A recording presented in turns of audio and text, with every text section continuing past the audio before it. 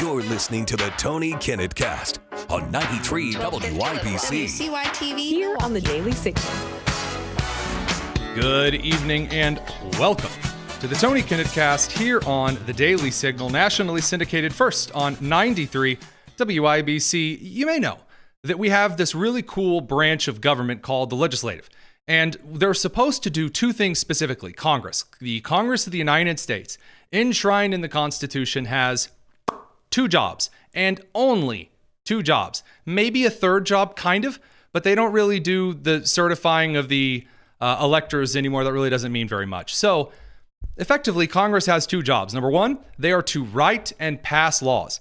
Congress is to write laws and they are to pass laws. That is how we are supposed to know what laws your lives are governed by. That's how you as a citizen change the laws. You send someone to Washington who is supposed to do the law writing, and then senators, which were supposed to be elected by your state legislatures, are then supposed to confirm whether or not that law is any good or not and has any issues with state constitutionality. And then that goes up to the president and he signs it into law, promising to enforce the law. That doesn't happen anymore. Congress does not pass laws. Number two, Congress is supposed to hold committees for three things. Number one, for investigation. It turns out that the legislative body also has the job of making sure the rest of the government does the right thing. And also that people in other offices and official positions of this country do the right thing. The legislative body, the primary writers of the law, are the ones who are supposed to determine whether or not their constituents are being screwed over or not. And then they are also, at least in the Senate side, they're supposed to confirm the president's appointments. That is supposed to be an approval from the states. Again, amendments have changed how the Senate works, but for all intents and purposes, that's what the Senate does. Last but not leastly, the Congress is supposed to hold committees for impeachment and, if necessary, removal. Because sometimes people run on one thing and then they're big freaking liars and they don't uphold their oath to the Constitution and they don't do the right things. Sometimes they, let's see, what's the right example here? Sometimes they sell their influence via their crackhead son to places like Ukraine and China. Just picking an ethereal example out of the mist here. Sometimes they're an attorney general of a very big state, and they, decide to state that their primary address is in Virginia and not New York so that they can get lower mortgage rates. Sometimes it's important for Congress to do that. The problem is Congress doesn't do either of those things. Congress doesn't write and pass laws anymore, not really. They are extremely lazy on the left and the right. By the way, I have unfortunately griped at a couple of very friendly representatives about this. This frustrates me greatly. The federal agencies do most of the legislating through what are called regulations and rules and executive orders, which is when the president directs executive agencies, which, again, are already pretty much the legislative body now in this country because Congress is, again, lazy. That's where most of the lawmaking comes from. Number two, the whole Congress holding committees things. There was this great old idea. If any of you guys have ever been in student council or been in any kind of government at all, there's this really cool, annoying, old style way of conducting meetings called the Robert's Rules of Order. And the Robert's Rules of Order are supposed to be a way that we govern and are very fair about things we're very passionate about, but in a respectful manner. We're supposed to say, "Oh, Mr. Chairman, I'd like to recognize the fair woman from the Commonwealth of Saskatoon." And then you yield time and you go through all of these procedures. The problem, and you may have noticed this in Hollywood, even though some of the plots remain serious, the amount of actors and actresses they have that are serious actors and actresses, they can't really play the part. You and I know Ariana Grande is not going to be in an action movie. To be so I have a very particular set of skills.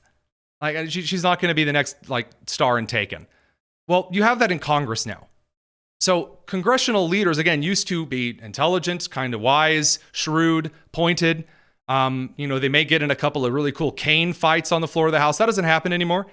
Instead, the best way to sum up the Congress of the United States right now is Marjorie Taylor Greene of Georgia, the chairwoman of the Doge Accountability Committee, and Jasmine Crockett, who wants lots and lots of attention, bickering and fighting as though they are two teenage girls who just recognized that they are dating the same boy. Now let's go a little bit further with this. Madam Chairwoman, your time has expired. You're not recognized, Ms. Crockett. Mr. Liffelt, you wrote a blog post where you said that one day your daughter. Madam Chair, on a point of order. This is my time, and I'm the chair of the committee. No, that was your time. Your time is over, and now we're asking, are we? The chair has discretion to assign time. I've lost and you know time. it, sir. I have lost time. As long as we have that understanding, that's fine. I've lost time. I yield 2.5 minutes to the chair, lady. Okay, so in case you don't like doing retarded arithmetic, allow me to break that down for you. So there's supposed to be an amount of time that you abide by. You have a certain number of minutes as a member of the committee. The chairwoman or chairman is supposed to be in charge of those minutes in the committee. So this keeps a particular congressperson from ranting for 5 minutes, like Representative Jasmine Crockett of Dallas did just the other day. Marjorie Taylor Greene was out of time, but she wasn't done posturing. So she had to get out there and talk longer and longer and longer and longer. Again, committees are not supposed to last all ding dong dang day. And so the bickering ensues. We're not a serious country anymore. No, not really. Even when the individuals who do a lot of the legislating these days, like Secretary of the Treasury Scott Bessent or Secretary of Homeland Security Kristi Noem, are brought over to House committees, even the moderate or the not as showy House Democrats can't help themselves anymore. They got to get like Mazie Hirono and just set themselves on fire like Aaron Bushnell. So here's Gregory Meeks, the New York 5 representative, whom is asking questions about Trump and tariffs, and he gets set off by the insinuation that Biden wasn't mentally healthy. Check it out. 4 decades, we've had trade deficits in the United States of America, and nobody said it was an emergency? Democratic and Republican presidents? You know what that says to me? That is not an emergency because it hasn't been for 4 decades. I'll remind everyone, the purpose of a committee is for the representatives to ask questions. Instead, every one of them uses it as their little soapbox to get social media clips. So he's going to start doing the kind of leading question, you answer so I can berate you really quickly routine, and here's where it goes off the rails. It says to me that we should bring tariffs back. Just unbelievable to me. Let me ask this question. Maybe they missed it. Who was the president? And who has been the president since January 20th, 2025? Donald J. Trump. Okay. And who was the president in 2024? One believes President Biden. One believes? Here we go. You one of those non-believers that the election, the American people didn't vote? I am not. You're not? You said one believes? Again, so he's losing his mind because he thinks that, I guess, Bessent was criticizing the 2020 elections, and Bessent clearly, as he later went on to reiterate, the president wasn't alive. Others, including Jill Biden, his wife, who was regularly running cabinet meetings, was the acting president of the United States. Then you had Ayanna Pressley, who decided to argue with Bessent back and forth, and she actually proposed something that he agreed with, was tariff exemptions for mothers. Bessent agrees with her, and I kid you not, she won't accept his agreement. Mr. Secretary, do you support an exemption to tariffs on items that parents need to care for their kids? Yes or no? Congressman, what you're referring to are. Yes or no? What you're referring to are. I'm reclaiming my time because I don't want you to filibuster or give me some macroeconomic answer. Families at home are hurting, and so just give me a direct answer. I am going to agree with you that So yes, you do support an exemption on tariffs for products that are essential for families for their babies. Exemptions on E4 items. So again, Democrats in the House and Republicans do this as well. They'll lean forward and they'll go, okay, person in the hot seat, you have been a fascist up until a couple of years ago, yes or no? And if they answer yes, obviously, then you're a fascist. And if you say no, you say, oh, then you're still a fascist. Ah, is the New York Times journalist writing that down? And that's like their dunk. It's the same garbage all the time, without end, on and on, amen. We'll talk about a few more of these cases over on the live stream. Radio crew will catch you in a second. It's the Tony Kinnett Cast. Kristi Noem went through the exact same thing. So the purple-haired old woman from Connecticut, there's no better way to describe her, just went on again, supposed to be asking questions, and the House Democrats, they cannot help themselves. They are desperate to be an angry bag of cats. I'd like to now... Let's check that over here. There we go. Where is the evidence of the failure of FEMA? Congresswoman, we still have claims open from Hurricane Katrina. We have fire claims that are still unpaid to people who said they were due them 7 to 8 to 10 years old. They have never been paid by FEMA. So one of the worst things that the federal government can do is to stand up in front of the American public and say, we will be there, we will walk alongside you in the most horrible time of your life, and then never follow through on it. Well, that's what the president has said is he's sick and tired of federal agencies that pick and choose who wins and who loses. He wants to make sure that the federal government's commitment, when it makes a commitment, that it follows through. So he's going to empower states. The federal government is abdicating its commitment to the American people who find themselves... certainly under Joe Biden's administration. President Trump's going to make let me sure just say this that to you. The communities are Office ready of for Professional disaster. Responsibility. The Office of Professional... Because I knew you were going to go there. It's just such gotcha nonsense. Even if you answer the question, even if you answer it, it's not good enough. They have to yell a little while longer. Here's Representative Veronica Escobar of Texas, jealous that Jasmine Crockett's the only one that's been saying really stupid things in public, goes after Noam as well. And once she's pushed back slightly, once her question is answered, immediately it's, I'm reclaiming my time. I'm reclaiming my time. Like the seagulls from Finding Nemo. Mine. I'd like to now focus on U.S. citizens who were deported. In fact, 3 children so far, likely more children. One of those children with cancer who was deported without the medication necessary to address that child's cancer. Again, a U.S. citizen. The lawyers have said that they were not given, the family was not given an opportunity to make plans for the kids. And so they were deported, essentially, again, U.S. citizens. I have a question about the forms that ICE is supposed to utilize when engaging with parents who have children, the parents who are being deported and the U.S. citizen children. Again, you're given like 5 minutes per time. She has now taken up 2 minutes of time, not asking questions. Again, committees are for the American people to see how investigations and accountability are carried out, which is done via the asking of questions. Any of these Democrats, you want to hold a press conference? You want to get up and talk for a couple of hours? Go right ahead. Do it. Start a podcast. There are several congressmen and women who have podcasts. But lecturing committee time away ain't doing it. One of those forms is ICE Form 71-078, or the Caregiver Designation at Arrest form. Were any of the individuals who were deported, who had U.S. citizen children deported with them, were they given an opportunity to sign that form? When these, the specific cases that you're referencing with these children, it was the parents' choice to take their children. And did ICE which it is the follow policy through of the on the Trump policy administration to keep families together. Ma'am, reclaiming my time. I told you at the top of this, ma'am, reclaiming my time.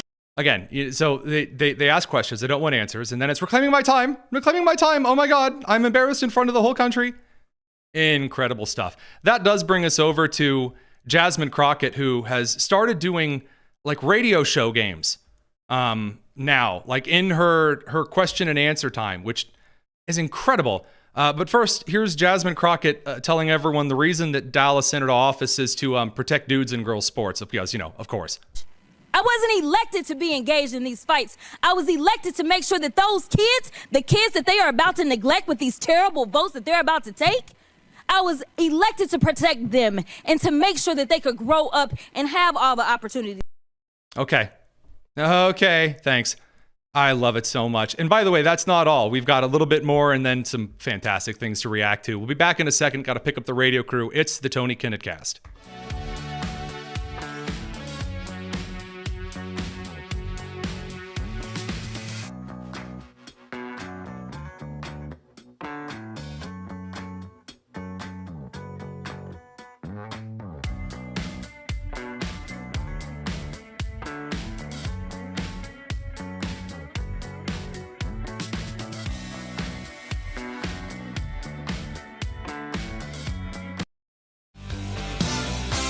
The Tony Kinnett Cast on 93 WIPC.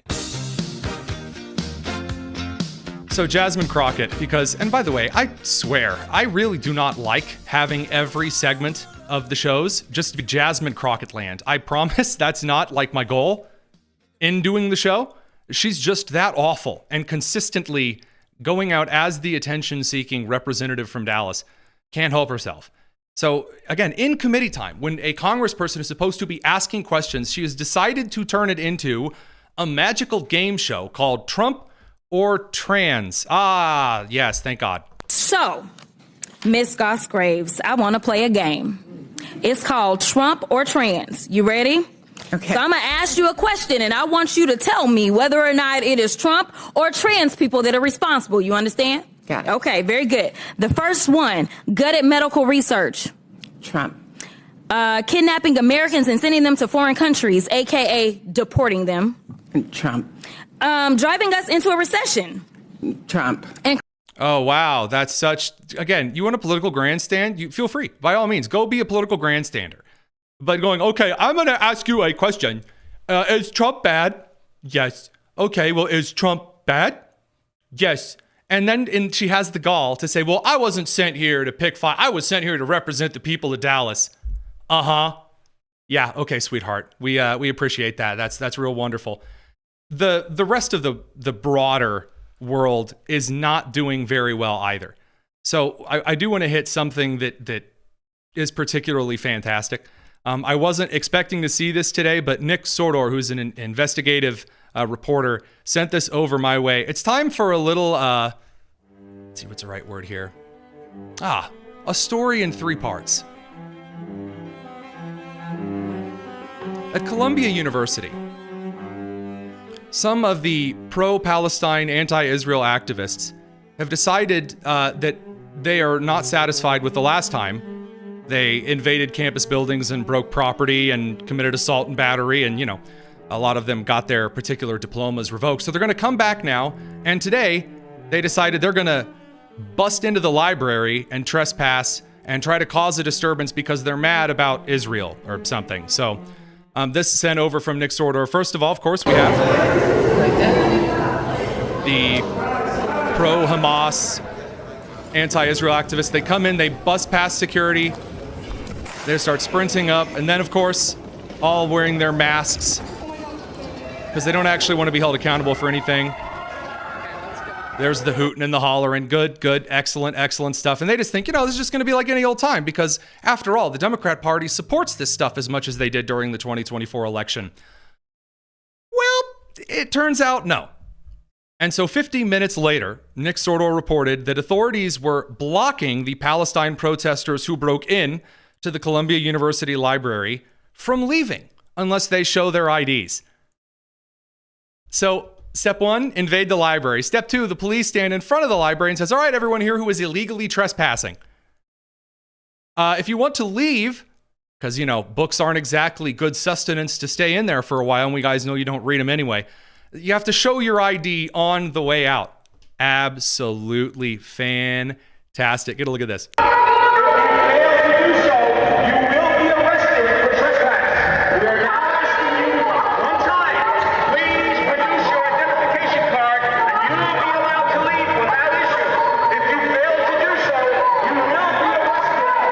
So again, you broke the law.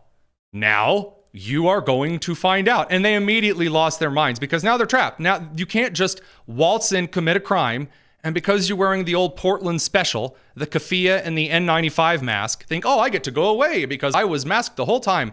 Nope.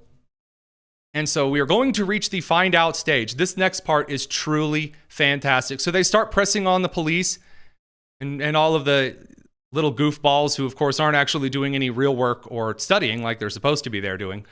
They're trying to escape the library. Sense of irony in that in and of itself.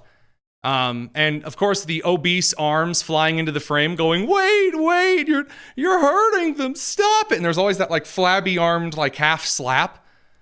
Beautiful stuff. Here you go.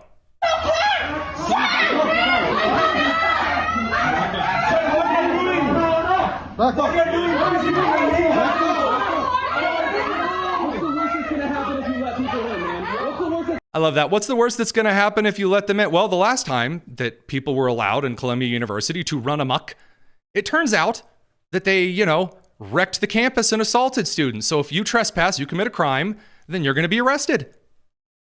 And they're, going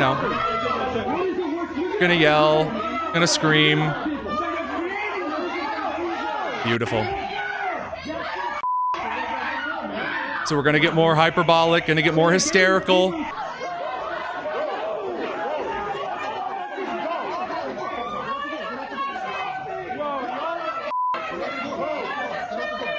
So, by the way, that is in fact the Luigi Mangione crew.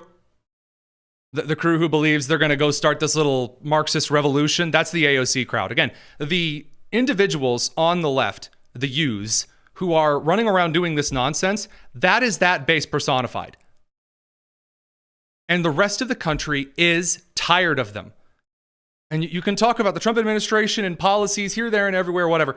But as long as the Democrat Party continues walking up to the plate with Jasmine Crockett yelling racist nonsense and then storming libraries and thinking that that's just going to be allowed to ride forever, it's not. It's not. You think that endears them to the factory worker in the Midwest? No, it ain't happening. Now that brings us on to a few precious moments. The producer Nick has informed me that Croissant Man, aka the transgender, the guy who thinks he's a girl, who said that men and women are interchangeable and are the same because a big croissant and a little croissant are still croissants.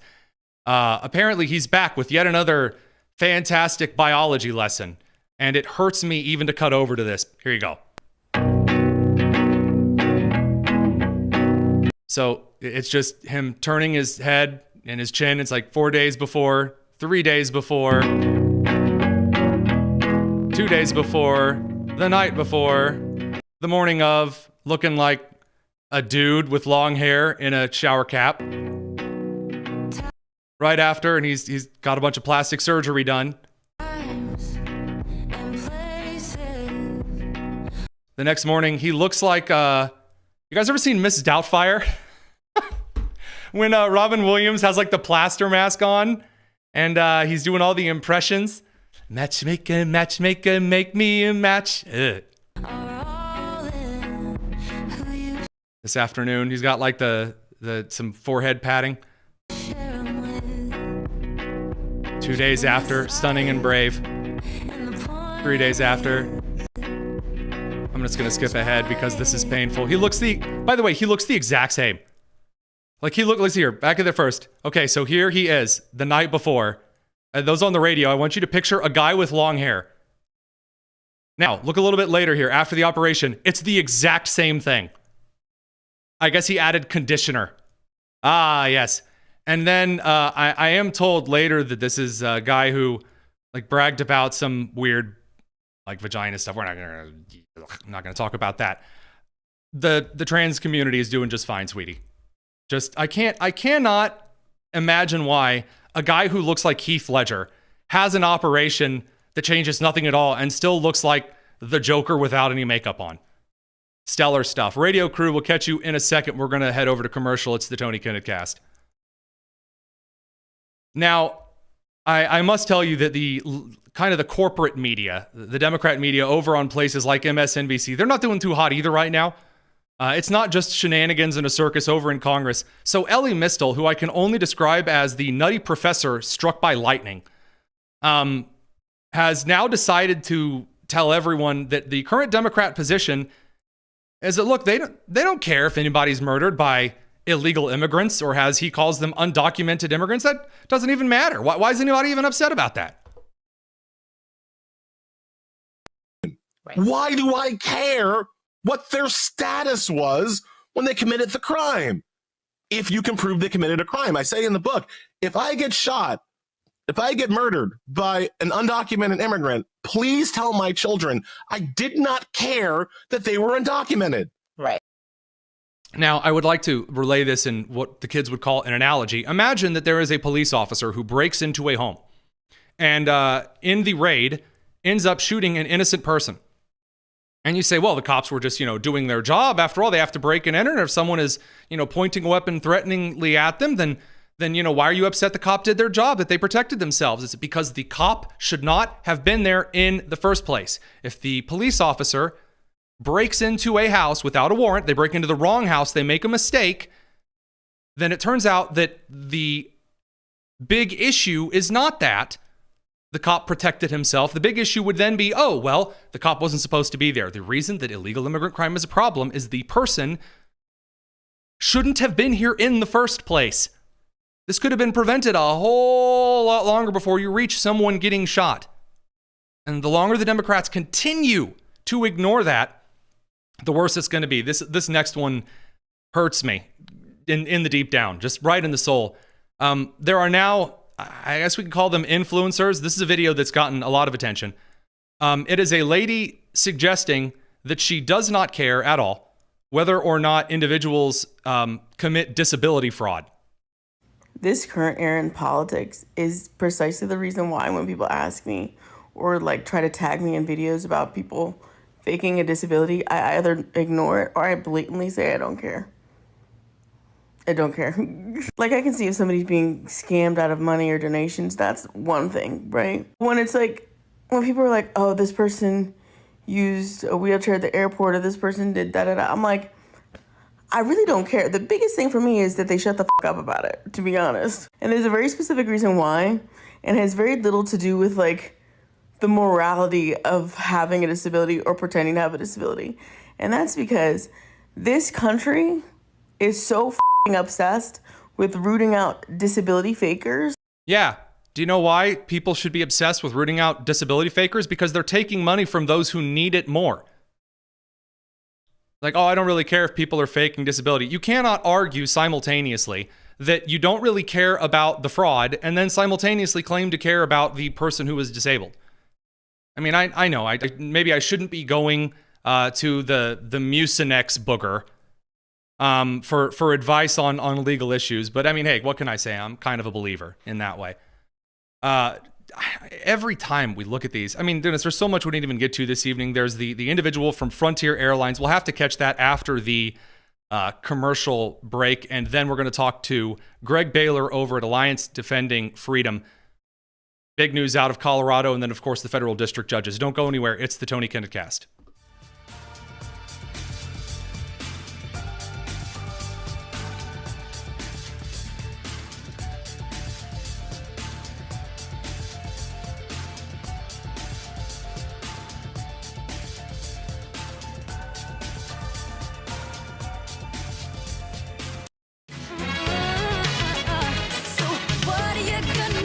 This is the Tony Kennett Cast on 93 WIBC.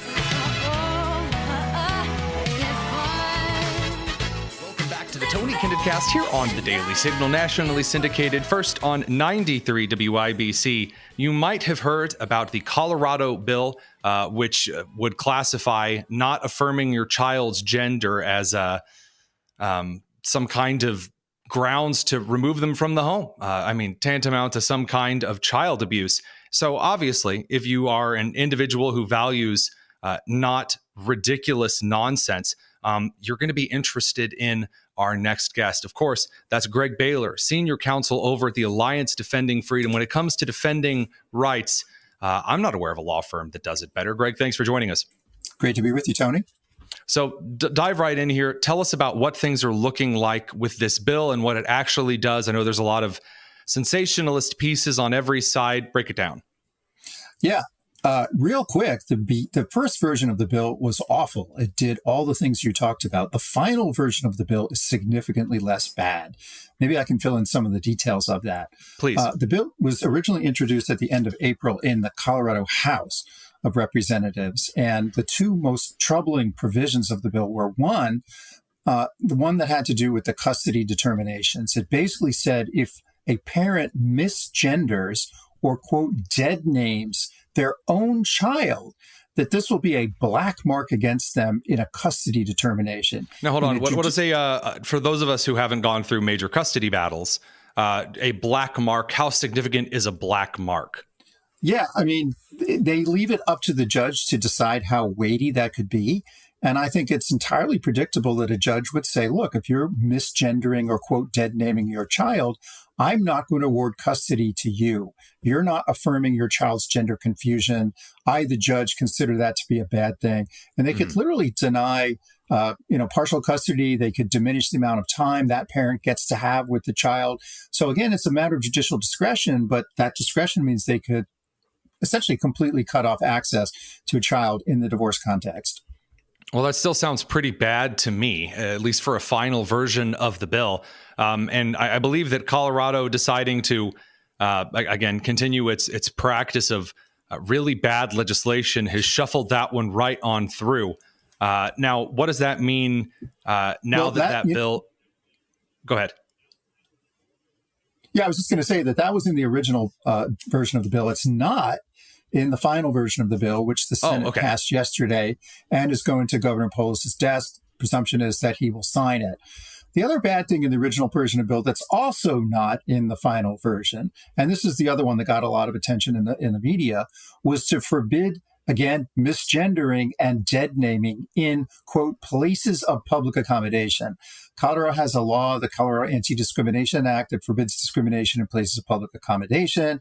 It already includes sexual orientation, gender identity as protected characteristics. And that, in fact, that is the law that was involved in the Jack Phillips Masterpiece Cake Shop case and in the Laurie Smith 303 creative case, both of which ADF clients went to the Supreme Court, and the Supreme Court slapped down Colorado for misusing that law. And the original proposal would make that law worse by explicitly forbidding misgendering and dead naming in places of public accommodation. The good news is that piece is out in the final version. Okay, so what in the bill left then that's now heading from the Senate to Governor Jared Polis' desk? What is left that is worth, I don't want to say kicking up a fuss about, because that sounds rather, petty. What is left that severely infringes on the rights of Colorado parents, for example?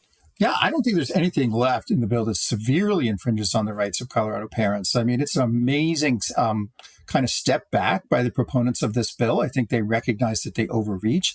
I think they confronted a public response that was unprecedented. Over 700 people signed up to testify against this bill, including myself, including our friends at the Catholic Conference there. 670 of them were there to testify against it. And the hearing starts with the sponsors saying, we're going to drop these two most controversial provisions. And it was really kind of shady what they did, because at the end of the hearing, they essentially put back in a way, that piece about misgendering and dead naming in the places of public accommodation. But then they still amended it further. And then we get to the final version of the bill, which is sort of what you're asking about. There's one piece that says if a public school has a dress code, that students must be allowed to choose any potential permissible outfit, right? So if there's ones that are suitable for girls, ones that are suitable for boys, schools cannot force a boy to wear the boy's uniform. They get to choose. There are provisions about changing your name on various government IDs, birth certificates, driver's licenses, non-driver's license ID cards. And apparently Colorado has a special ID card for illegal aliens. And right now, the law says you can change your name once, right, if you go through a transition. And they changed the law to say now you can do it 3 times. I mean, this is not nearly the consequential stuff that we saw in the original version of the bill. They do also make a declaration, like a legislative declaration, more the sense of the legislature. Legislative declaration, like Michael Scott saying, I declare bankruptcy, or like from Arrested Development, we demand to be taken seriously. What do you mean by a legislative declaration? Yeah, it has about the same effect as Michael Scott declaring bankruptcy. It's just like, here's what we say. We're saying some stuff that hopefully will make our the left end of the spectrum less angry at us. They talk about Coloradans have always had freedom of choice. Colorado's always been out front in like protecting individual rights, et cetera, et cetera. It's really nothing. It doesn't accomplish anything legally. But it's just, I guess, they can pat themselves on the back for saying something that's, self-evident, I suppose. Some yard signs, or, back in the day, the ribbons that everyone would wear on their lapel. Good. Nice to know that. So if the law doesn't have a whole lot of teeth at this point. I'd say that's a pretty significant victory. It's not the first, because Gavin Newsom did end up vetoing the original transgender affirmation. Otherwise, again, depending on how you view the legal terminology here, viewing a black mark on a custody form or child abuse, he vetoed that in California, AB 957. Now here in Colorado, it's been stripped of a lot of its teeth. What was so effective? I mean, was it just the 700 that showed up to testify? That's a huge number, by the way, for those who have never sat through days of testimony on a bill. What do you think was the driving force at actually getting them to pull some of this stuff? Yeah, in addition to the public outrage, apparently the legal eagles on the other side of this debate were very concerned that the bill would be challenged in court and that Colorado would lose. And I got to tell you, they were right about that. ADF said that in our original testimony, that this bill violates parental rights, this bill violates the free speech clause, this violates the free exercise clause. And I believe that we were right. And if we ended up litigating the case, we would have prevailed. And they were really nervous that, like, the bill, it's the broader law that the legislature was intending to amend might somehow be in jeopardy as well. So they were afraid of, like, losing ground if they went ahead with this piece of legislation. I got the impression that the sponsors of the bill were very frustrated with these LGBT activist organizations who came kind of at the last minute and said, hold the phone, guys, this could and put us in a place, worse than we started out with. But, they nonetheless went along with that strategy to kind of water down the bill because they were afraid of litigation, liability, and losing ground on their issues. So I'm glad to think that, ADF and our allies who are out there suing states over stuff like this, that they're starting to get the message that we are going to sue and that these states are going to lose. And I mean, I guess I should say that it's encouraging that at least at the state level or at the Commonwealth level, we're seeing the Alliance Defending Freedom get some considerable victories, either through what I would say is the intimidation of common sense. Man, maybe this bill isn't going to hold up any kind of scrutiny in a state court up to the state Supreme Court. The other side of things, though, that has a lot of Americans concerned to downright worried is the district court judge kind of ruling by fiat at the moment, which is a newer place, I guess I should say, because a lot of times in the last couple of administrations, the executive orders maybe had been less frequent, and so the injunctions or the freezes or the stays or the blocks had been less frequent. Now we're in a position where the Alliance Defending Freedom has to be looking at a lot of cases regarding federal judges just going in wildly different directions. What are you guys keeping an eye out for in the modern battlefield of the district court fiascos? Yeah, no, I mean, it's kind of a different world out there right now. I mean, you get to appellate courts a lot quicker when judges do things that just seem off kilter, or like the thing you were talking about was essentially nationwide injunction. A judge in one district enters an injunction and governs the entire country, the entire federal government. Those kinds of things. There's a lot of debate about whether those are appropriate. I think they are in some cases, but in a lot of cases they're not. And especially if, like, they're the merits of their underlying ruling is not very good, that's when you start getting up into the appellate court, like, right away. Like, a lot of times you got to wait till the end of the case before you can take the case up on appeal. But there are mechanisms that are being used more and more these days to get cases in front of an appellate judge or a panel of appellate judges, and even to the Supreme Court, whose so-called emergency docket just seems to be expanding year after year after year. I'm sorry to intervene here just with the shorter amount of time we have now. We're getting to things that I believe that at least our audience is very interested in. Could you give us a little bit more detail on what are the mechanisms that if you're in someone files a lawsuit and it goes to the district judge and you think that district judge is acting, crazier than Cocoa Puffs, you want to get that up to the appellate court. What's one of the mechanisms there? And then hopefully we can ask about the emergency docket in a second. Yeah, sure. Well, in the rules of civil procedure, which are governed how things work in federal district courts, there are already in there mechanisms that allow you to depart from the normal rule of, hey, you got to wait till the end of the case to appeal. For example, if you ask for an injunction, a preliminary injunction at the beginning of the case, which is what ADF does a lot, if the judge says no, you have a right to appeal immediately. There are other things where you have to ask the district court's permission to appeal, and then you have to get this appellate court's permission to appeal. And that's becoming more frequent. It used to be a pretty rare thing that happened. Of course, you have to get the district judge to agree with you that you can appeal, and you're appealing that judge's order, so they might not be enthusiastic about it. But we are seeing judges do that. And then, of course, going to the Supreme Court, like we said, its emergency docket seems to be growing by the day. And I think it's a part response to some of the sweeping, broad-reaching orders that district judges are entering into. And, they have some sense of the merits that this is probably wrong. So they take that into account, too, when they decide whether or not to participate on an emergency basis and in the substance of their ruling. And you're starting to see a very interesting series of events play out that I doubt 5 years ago many legal scholars were suggesting would actually end up playing out. You have federal judges who are operating in what I've described as kind of a gray area. The founding fathers really didn't intend for these district judges, first of all, for there to be so many of them operating with the level of assumed jurisdiction that they have. Again, there's debate as to when it's appropriate, when it's not. And, I'll leave a lot of that argument up to those of you who spend all of your time dealing with this. But I have noticed, and this is what I'm itching to see if I'm kind of on the right track here. I'm starting to notice the patience of some of the more moderate members of the Supreme Court run out. Justice Roberts in particular, who at first was very kind of quick to side with side against the Trump administration when he would criticize the judges who were making some of these, rapid motion injunctions. And you could almost just see Roberts annoyed with Trump. Now it's starting to flip. I'm starting to see, at least from what I'm watching, Roberts get more annoyed with the extremely progressive motions, injunctions, stays, blocks, whatever, that are coming out of these district courts. And am I off base there? Am I reading that wrong? I feel like his patience is starting to wear thin a little bit here. Yeah, I think there's something to that. I also think, Justice Barrett has been a little bit more suspicious of the use of the emergency docket. But even now, in recent cases, she's been willing to participate in emergency docket rulings.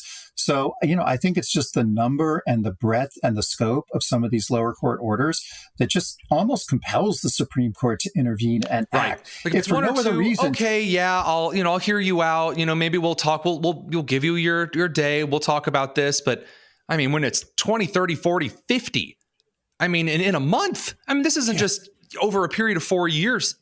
I don't know if we've ever seen a number of federal injunctions at this level in our nation's history at this short a time. Yeah, it's partly due to the immense amount of activity coming out of the Trump administration and the willingness of folks to litigate and all of that. So there's lots of factors that play into it, but I think you're really onto something there, Tony. Well, I'm sorry to cut our time short. I'd love to have you on again, maybe not to talk about a specific case, but to get a little bit of your finger on the pulse as one of the senior counsel over at ADF. We value really good takes and good analysis, and I feel like our time's a bit too short. Thanks for hopping on with us. Great to be with you, Tony. Greg Baylor, Alliance Defending Freedom Senior Counsel. Of course, we'll include the appropriate links in the description below. Don't go anywhere. It's the Tony Kinnett Cast.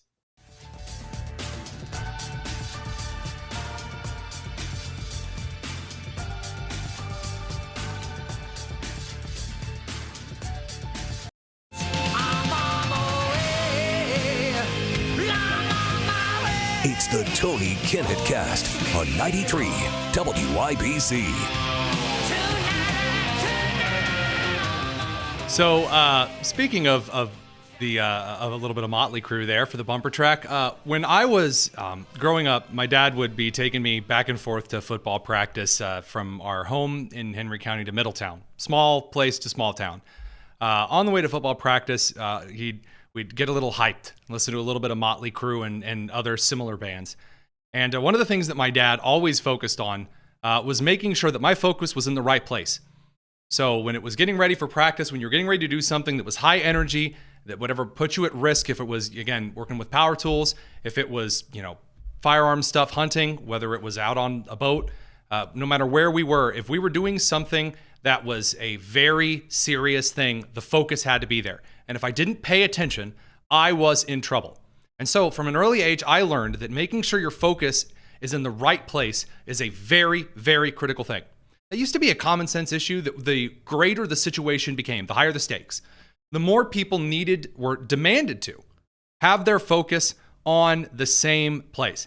What the left's biggest, most massive Achilles heel, like paper skin, glass bones, complete weakness for the left is that their focus is in the wrong place.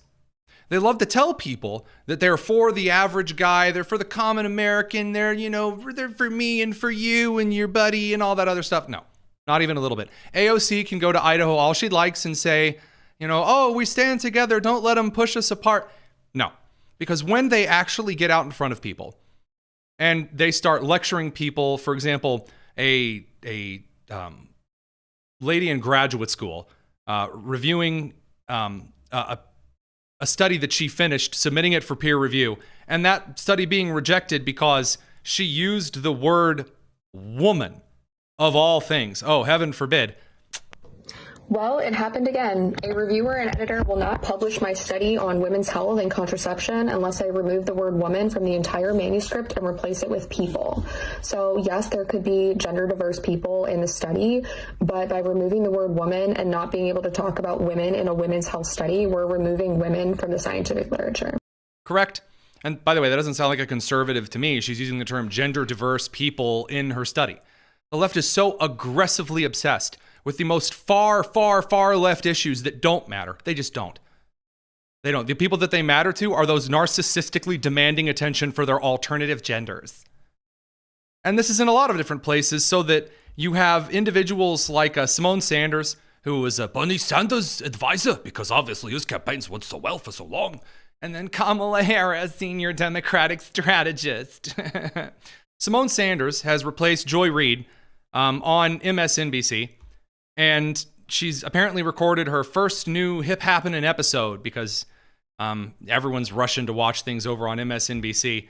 And if there's one thing the left knows how to do, it's celebrate themselves and post about it. Here you go. Back out, so we finished it's a the wrap. first episode. It's a wrap. It's a wrap. I need a drink. I need a drink. It's a wrap. It's a wrap. And we gonna eat. We gonna drink. We gonna party. We gonna eat. We gonna drink. Okay. That's great. That's wonderful. So again, the self-obsession, of course we could talk about the Met Gala. I'm not going to display the awkward, weird, disturbing choices for outfits and behavior of the Met Gala, which people in the Midwest do not care about, and rightly so, on the show. Although I will make one point. Xavier DeRosso over from PragerU had a very important point that I do want to make quite clear. They had originally set this Met Gala to be like a Kamala Harris victory lap. And it was going to be all about black fashion. And then a lot of guys started showing up. And when again, traditional black fashion in the United States, like especially for men, is one of the cleanest, finest ways to dress imaginable. Again, the traditional black fashion, Xavier make this point, is really bold colors, bold patterns, the cleanest suits imaginable that are miles ahead of, what your average dude off the rack is going to be wearing to something. That's fashion. Did they show up like that? No. They took a bunch of men and dressed them in skirts and weird handbags and trotted them up the aisle, which, by the way, we're talking about erasing culture, erasing one of the finest achievements of American culture and fashion so that you can dress black men in skirts instead of, again, one of the reasons that when I was in college, this is a small tangent here at the end of the show. When I was in college, I used to be just awestruck by something that one of my colleagues could wear to work at Governor Walker's office and that I couldn't, because it would look extremely gaudy, tacky, and awful on me. Yet he looked like he was stepping out of Sunday church in Atlanta, and it was fantastic. And again, but the self-obsession over erasing things that people like so that people can be narcissistic over gender or immigration is going to kneecap the Democrats from now into eternity, because now you have senior reporters from The Hill and influencers running for congressional office over on the left. They have learned absolutely nothing. And so realistically, at least for the Trump administration, all they have to do is just point the camera at the left, and the right is in this weird position where they get to be both the party in power and the opposition power, which has never happened.